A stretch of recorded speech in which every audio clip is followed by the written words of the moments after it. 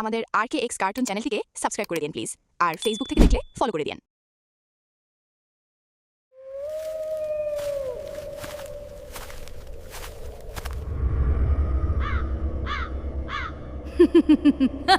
গ্রাম বাংলার এক শান্ত ছোট্ট গ্রাম। গ্রামটির নাম শ্যামপুর। সেই গ্রামেই থাকত সাহসী দুই ছেলে, রাকেশ আর আশিস। তাদের সম্পর্ক ছিল মামা ভাগ্নে, কিন্তু তারা দুজনেই একে অপরকে মামা বলেই ডাকত। মামা ভাগ্নে দুজন ছিল একদম বন্ধুর মতো। তবে গ্রামের সবাই জানত এই দুজন ভয় বলতে কিছুই বোঝে না। মামা, আজকে কোথায় ঘুরতে যাব? আজকেও কোনো রহস্যময় জায়গায় যাবা নাকি? যেখানে ভয় আছে সেখানেই মজা আছে, কি বলো আশিস মামা? ঠিক বললাম তো? তাহলে আজ নতুন অ্যাডভেঞ্চার হবে বুঝি? তাহলে তো ভালোই হবে, আবার নতুন রহস্যের উদ্ধার হবে। সেদিন সন্ধ্যায় গ্রামের চায়ের দোকানে সবাই ভয়ঙ্কর এক শ্মশানের গল্প করছিল। সেই শ্মশানে নাকি রাত হলেই অদ্ভুত কান্নার শব্দ শোনা যায়।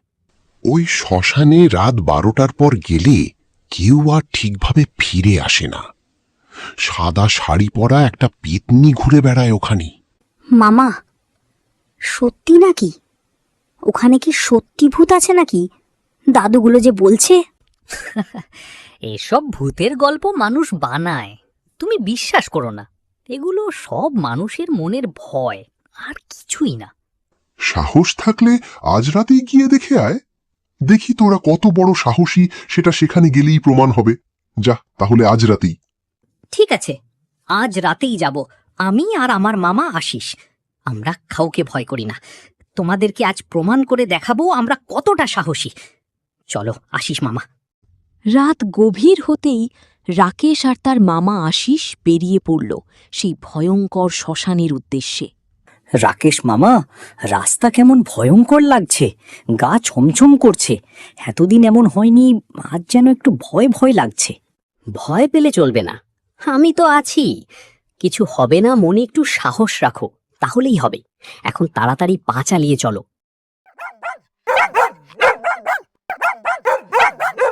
মামা, শুনলে? কুকুর ডাকছে কেমন করে, কিন্তু রাস্তাতে তো একটাও কুকুর নেই। আর কুকুরের এখন ডাকও শোনা যাচ্ছে না। সবগুলো যেন চুপ হয়ে গেল। চুপ করো, সামনের দিকে দেখে চলো, আর কোনো দিকে তাকাবে না। তারা যখন বাঁশঝাড়ের কাছে পৌঁছালো, তখন হঠাৎ চারদিক অস্বাভাবিক ঠান্ডা হয়ে গেল। হঠাৎ কার যেন কান্নার শব্দ ভেসে আসছে বাঁশঝাড়ের ভেতর থেকে। মামা, কে যেন কাঁদছে। কান্নার শব্দটা বাঁশঝাড়ের ভেতর থেকে আসছে। এত রাতে কি কাঁদছে বাঁশঝাড়ের ভেতরে? আমার একটু একটু ভয় লাগছে মামা।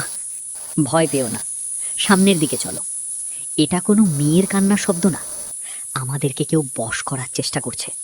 চলো এখান থেকে তাড়াতাড়ি। শ্মশানের কাছে গিয়ে তারা যা দেখল তা দেখে তাদের শরীর ঠান্ডা হয়ে গেল। সেখানে বিশাল বটগাছের নিচে লাল কাপড় পরা এক নারী দাঁড়িয়ে আছে। মামা, ওটা কি? কে যেন বটগাছের নিচে দাঁড়িয়ে আছে সাদা শাড়ি পরে? কি ওটা? এত রাতে শ্মশানে এসেছি, ভূত না তো আবার? লাল শাড়ি পরা মহিলাটা তাদের কাছে আসে। কিছুক্ষণ পর সে তার আসল রূপ ধারণ করে। লাল শাড়ি, ফ্যাকাশে তার মুখ, লাল চোখ, কি ভয়ঙ্কর রূপ তার, বিকট হাসি। মামা পালাও, তাড়াতাড়ি পালাই চলো, না তো আমাদেরকে মেরে ফেলবে। চলো চলো তাড়াতাড়ি। পেতনিটি হঠাৎ অদৃশ্য হয়ে গেল। ঠিক তখনই অন্ধকার থেকে এক রহস্যময় বৃদ্ধ বেরিয়ে এলো। বৃদ্ধটিও রহস্যময়, হঠাৎ যেন আসলো। তোরা এখানে এত রাতে কেন এসেছিস? জানিস না এখানে রাতে কেউ আসে না? তোদের কি মরার ইচ্ছে হয়েছে? আমরা সত্যটা জানতে এসেছি। এখানে সত্যি ভূত থাকে নাকি মানুষের মনের ভয়, সেটাই জানার জন্য এসেছি। এসে ভুল করেছিস তোরা, কারণ বহু বছর আগে এক নববধূকে এখানে হত্যা করা হয়েছিল। তার আত্মা এখনো মুক্তি পায়নি, তাই এখনো সে এখানে ঘুরে বেড়াচ্ছে। মামা, আমার ভালো লাগছে না, কেমন যেন লাগছে। চলো এখান থেকে চলে যাই, কিছু হবার আগেই চলো রাকেশ মামা। হঠাৎ বৃদ্ধ অন্ধকারে মিলিয়ে যায়, আর তার রূপ আবার পেতনির রূপ ধারণ করে, সেই ভয়ঙ্কর রূপ। হঠাৎ পুরো শ্মশান কেঁপে উঠল। আমাকে মুক্তি দাও, যতদিন আমি মুক্তি পাবো না আমি এখান থেকে যাব না, দয়া করে আমাকে মুক্তি দাও। মামা এখন কি করব?